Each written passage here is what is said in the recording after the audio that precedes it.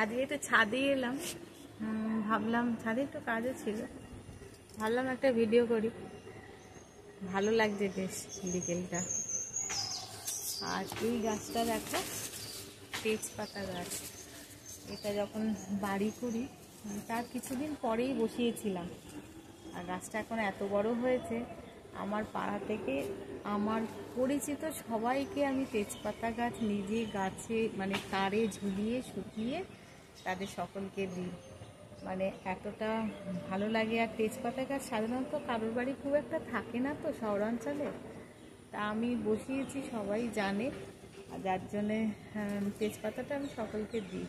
আর এত সুন্দর গন্ধ না, মানে মানে ভাবতে পারবে না কেনা তেজপাতা আর এই একদম টাটকা তেজপাতা গাছে শুকিয়ে, মানে তোমার তারেতে আমি ডাল ভেঙে ভেঙে শুকাই, শুকিয়ে এত ভালো লাগে গন্ধগুলো, ভাবতে পারবে না।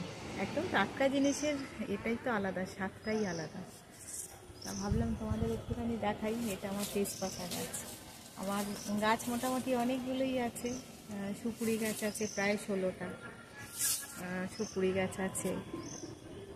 সেরকম জায়গা নেই, কিন্তু বাড়ির চারধারে যা জায়গা আছে তাতেই আমি এই গাছগুলো বসিয়েছি।